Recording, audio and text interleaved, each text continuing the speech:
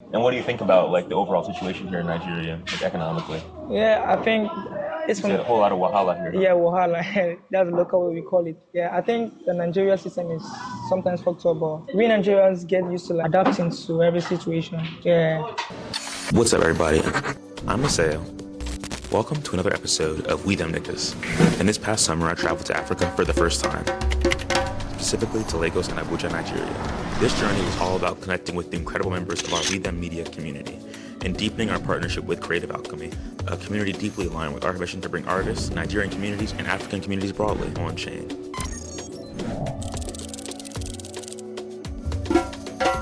Straight kid wanna be just like me. I don't have your love probably cause I'm a nice kid. Gotta watch my lines on the song that I put up. Rap next, Africa's alike. So I'm Maceo Watley. It's nice to meet you all. I'm the host of the We Them Niggas podcast. It's a podcast I've been doing to document people of color in the crypto space, to interact with artists, do cultural and technological journalism, helping people know, where the world is at and where it's going. And I've been building a community, so this can be a community owned and managed podcast. And I'm here with one of my community members, one of my earliest community members actually, Joshua Asika. And so I'm super pumped to be here with you. Yeah, I'm honored.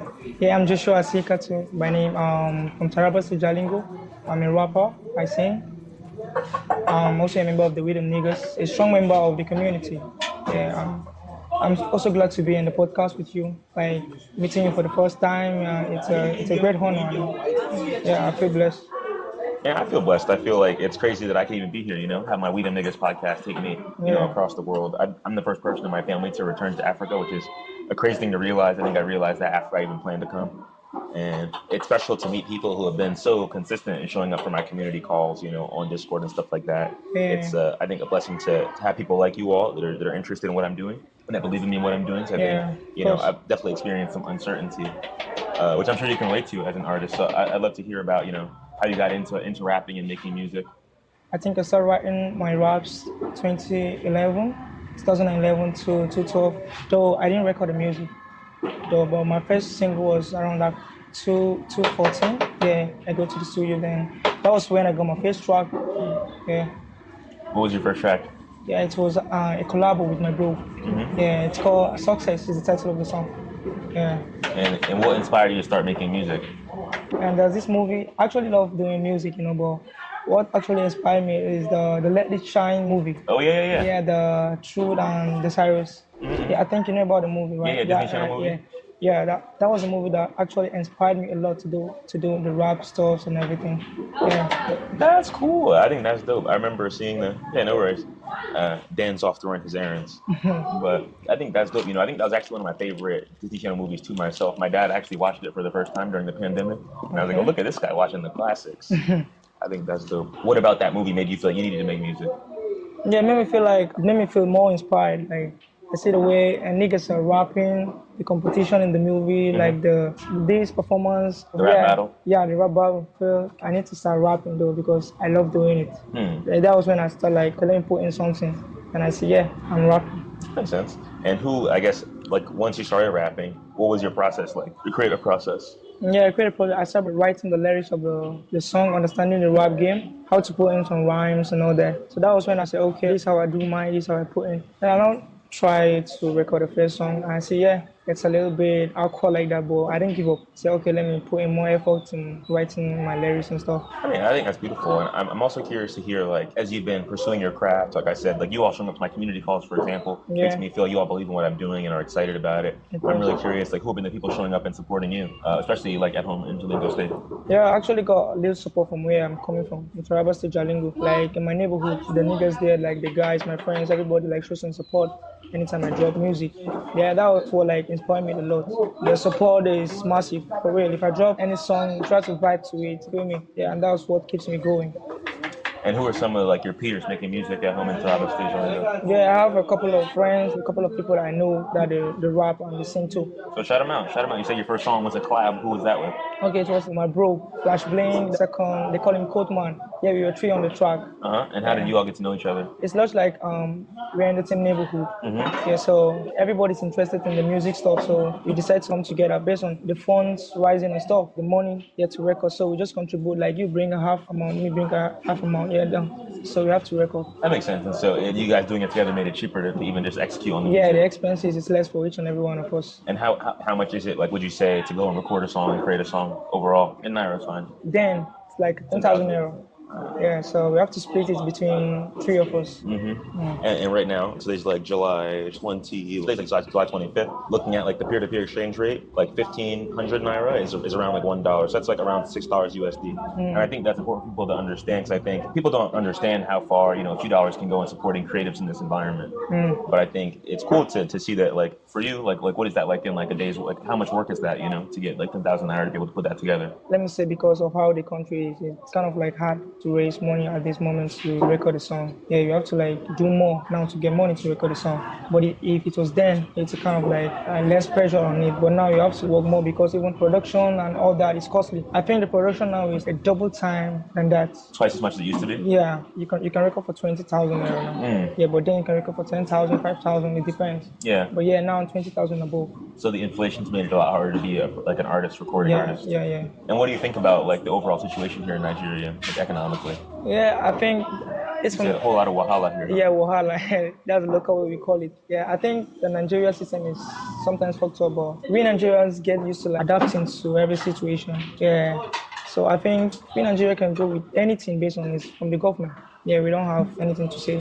Sometimes we do protests for like the high exchange rate stuff, like the fuel, the gas, and all that. But it doesn't work. It depends on the government. So we have to like adapt to do what we want to do. Life goes on, And do you feel like there's anything people can do about some of these problems? Yeah, I think in Nigeria it's all about the government. I think you as an individual or people, you don't have to say. It's all about the government. They decide and they do what they want to do. And do you feel like that inspires the kind of music you want to make at all? Yeah, it inspired a lot, because the hardship and all that, you have to like put it in the song. And sometimes when things get harder, you get more inspiration. Like you have to speak your mind. Sometimes go to the studio, see what you're going through, the whole stuff. That's how it is. That makes a lot of sense. And so what are some of the things that you like to rap about? You said your first song was called Success. Since then, what are some of the songs that you made, and like what's been a theme that you would say? Yeah, I actually like to rap about myself, like things I'm going through, my family, and I actually like to rap about things I see around. So that's what inspired me to rap. But most importantly, I like to rap about myself. And I guess, how would you say like your perspective on yourself and the world around you has evolved through your like time being an artist now? How old are you? Yeah, I'm 24. I think there's a progress in my music career. I feel there's a lot I need to do, but at this point, yeah, I think I've come a long way. Yeah, it's been years, I've been pushing, I've been writing, and I feel blessed for the little I have. And hopefully, I hope for a bigger picture of me as a rapper, as a musician. And what do you say are your goals right now as a musician and rapper? My goal is for people around me to fuck with my sound. I actually need anybody vibing to my song to feel me, you understand? Like, I actually want a situation whereby anybody that come across my music or stuff will feel inspired by the music and will like get what I'm trying to say in my song. That makes sense. And so you're really trying to work towards having a relationship with your audience through your music. Yeah, right. And do you feel like there's other artists that you admire that have been able to cultivate that you look up to, yeah, you want to emulate? Yeah, in the Afrobeats, I actually look up to Wizkid. I think that's my idol. I love his music a lot since I was a little kid. How did you first get introduced to Wizkid? From his old songs. Who was playing them? How did you hear them? From the radio. Yeah, I actually was vibing to his first single, Wahala and stuff. Yeah, I fuck with that sound. So I get to like listen to more of his sound and fuck with him a lot. Yeah. And now I guess even looking beyond Afrobeats, who are other artists that you admire? Yeah, and there's Davido, Burna Boy, Rema, Asika. Actually, I admire those artists a lot. And out of those artists, do you feel like they make an effort to make a difference here in Nigeria? Yeah, of course. Who do you feel like makes that effort like the most? Like, apart from Wizkid, then Burna Boy, Davido, they all took the Afrobeats viral, across the world. Rema is a superstar right now, still making waves all over the world. Yeah. I like that. And I guess I'm curious, like, what's your experience been being a community member of We Them Niggas? Do you feel like we've added value to what you're up to? And like, how would you say so? Yeah, I feel like there's a lot. The We Them Niggas, it's a small community, like we're coming up. But I feel the support from the community, it's amazing. Like sometimes you do say we should drop a link of our song or drop a track. Yeah, I actually drop 1 or 2 tracks, and I feel like there's 1 or 2 people that give a comment. It makes sense to me. 1 or 2 support from the community means a lot. As an artist, no matter how, it doesn't matter the amount of people, but the little you get from where you are means a lot. Yeah, and I feel welcome in the community, Yeah. I appreciate that. And so, as you've been working on your music, what do you feel like you want to do, I guess, in terms of like, do you want to stay in Taraba State Jalingo? No, actually, I don't want to stay. Sometimes they do say you have to leave your comfort zone to get what you want. Yeah, but it's not actually about leaving the comfort zone. It's about, okay, I'm about to leave my comfort zone, but what am I going to do? Yeah, in the music aspect, because in your comfort zone, things will be like less expensive. Like the things you do, no more of people around there that can support you. But when you leave your comfort zone, it's not gonna be that easy. Yeah, so I'm still pushing from my comfort zone, but I hope one day I could like go out to meet some new people, make new music and stuff. And do you want to move beyond Nigeria? Yeah, I want to go global. I want to move. I want people to hear my sound, to fuck with my sound. I'm not just singing for Taraba State people. I'm singing for people globally, all over the world, like to fuck with my sound. Yeah. No, I hear that. How do you feel though, like the Taraba State culture, Jalingo culture, like influences the music you make? Yeah, Jalingo culture, apart from like the friends you have and the people around you, there's no support. Like the music stuff is crazy. Sometimes in Jalingo, like let me say, in the northern part, if you want to sing as a boy, as a child, the parents and people around you will like discourage you, tell you that no, why do you want to sing? Go to school. They also like you can't succeed through music. It's all focused like in the education aspect and stuff.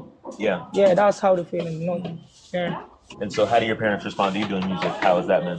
Your dad's a pastor, no? Yeah, yes, pastor. But I can't lie, seriously. My dad have been supportive. My mom have been supportive. The love. That's what kept me going, getting support from my family. Yeah. That's the only thing that kept me going.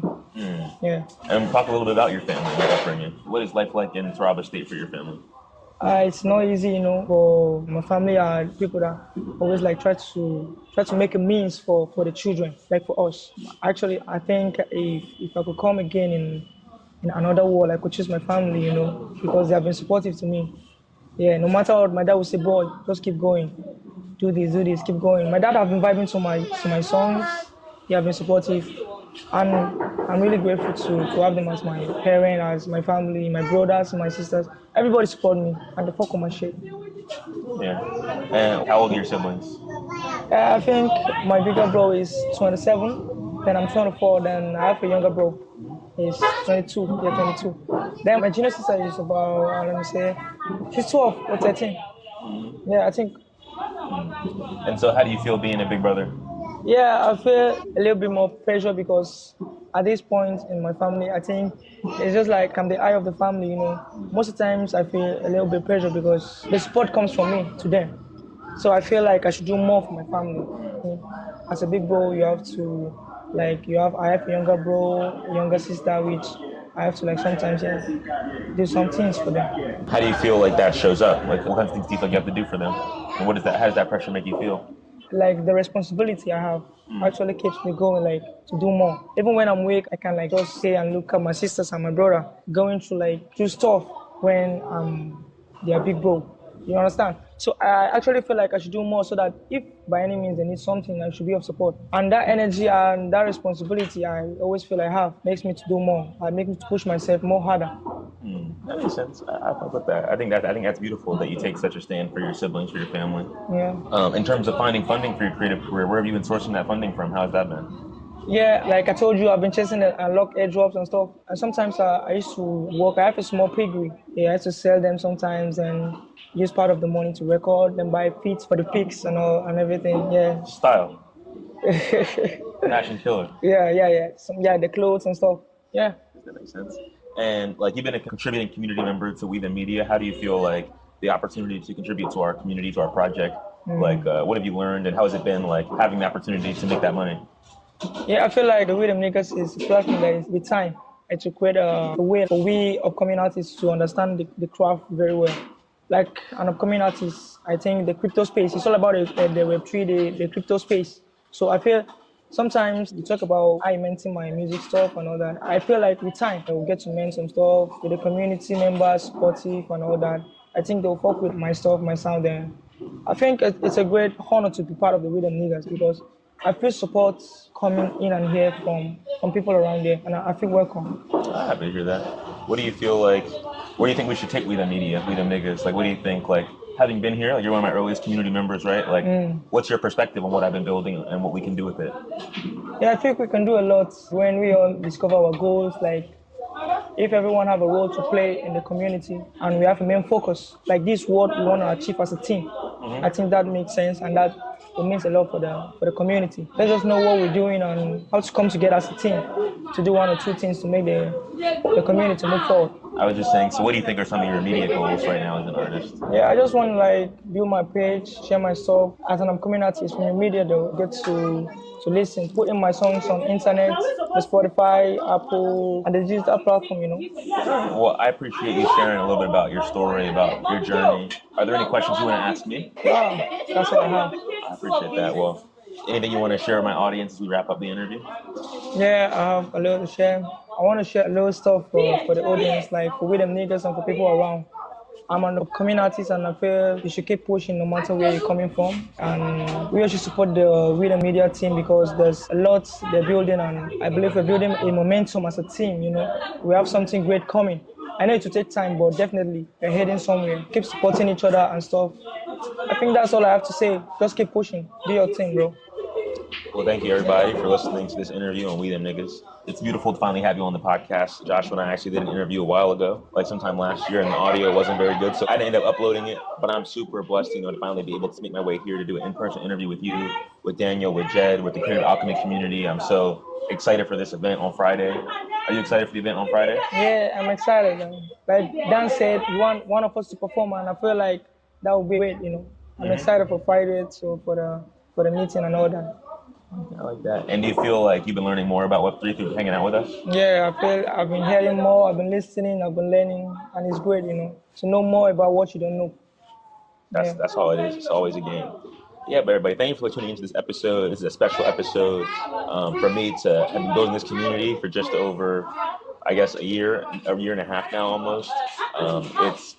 It's such a blessing to have people that are still here, 2 years after we connected, peers in this creative world. I just feel so blessed. So thank you for tuning in. And I hope you have a blessed and beautiful day. Free Palestine, free the Congo. Thank you. Booyah. I'd say booyah, exactly. Booyah.